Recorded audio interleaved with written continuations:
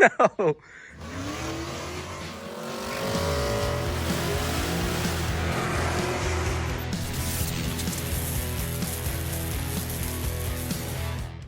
What's up, YouTube? It's Zach.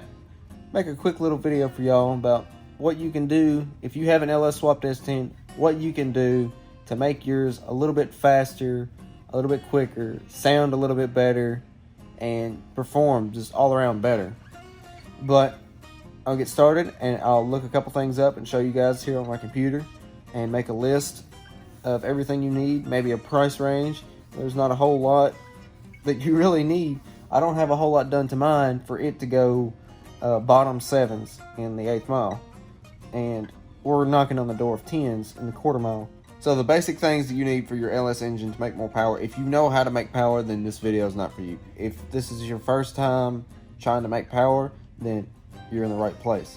So you have an LS engine in your S10, whether it's a 4.8, 5.3, 6.0, 5.7, 6.2, those are out of order, whatever.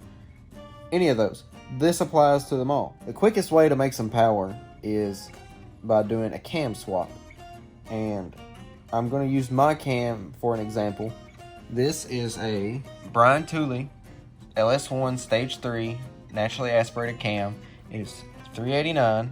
They're out of stock right now for some reason, like almost everything else. And this cam is a very aggressive cam for a 5.3.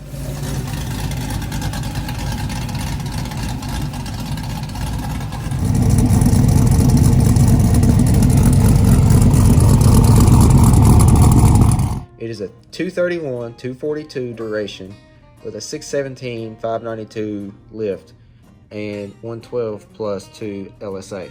This cam makes about 367, 370-ish in my truck with the other small upgrades that I'll go through, and it makes up power all the way up to about 7,000. Just because you have a 4.8 or a 5.3 or 6 liter out of like a truck or a van doesn't mean you're limited to like a truck cam.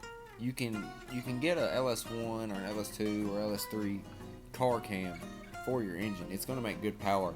The 4.8, it'd be very aggressive in the 4.8, so I'd probably get like a stage 1 or stage 2.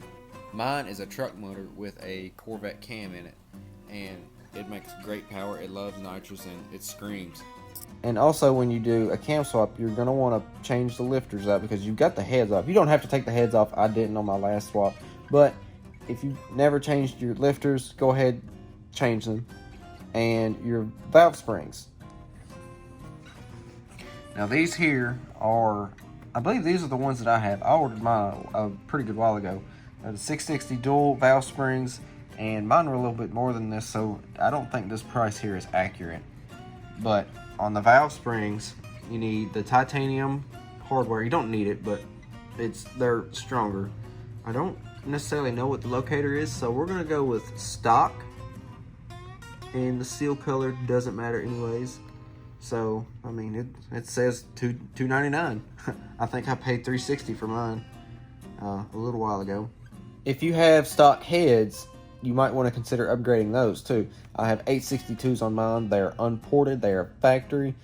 Only thing done to them is a good set of valve springs. The valves are even stock, but a good set of 243s, you can port and polish those, which is what I'm going to do with the 243s that I have.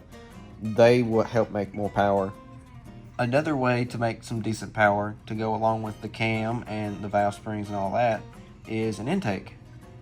And if you don't have the money for, like, say, a fast intake, go to any junkyard. I'm just using this one here as an example in Glenn's Auto Performance. This is a Trailblazer SS intake. This is what I have on mine. You can get these intakes on pretty much any Gen 4 truck. They make great torque, and they look a lot better than the factory Gen 3 truck intakes. If you get that, you also need this Corvette regulator here, and you'll need the throttle cable bracket.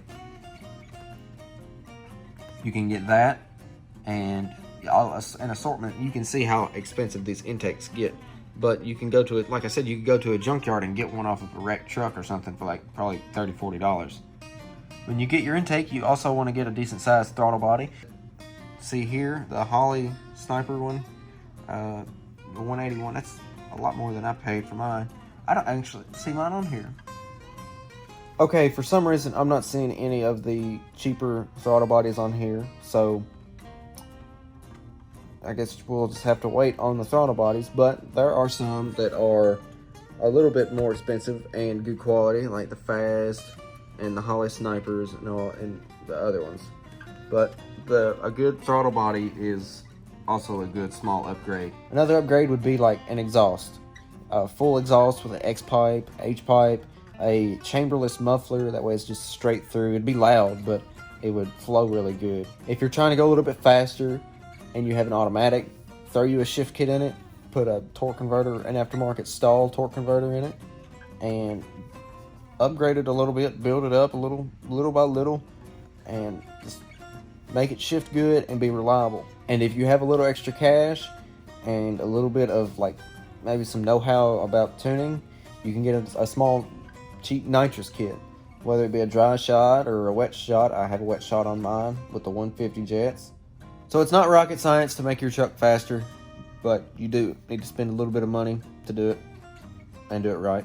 You don't have to go with cams that are that expensive either. I mean, there's cheaper cams. I'm just using the ones that I have, for example.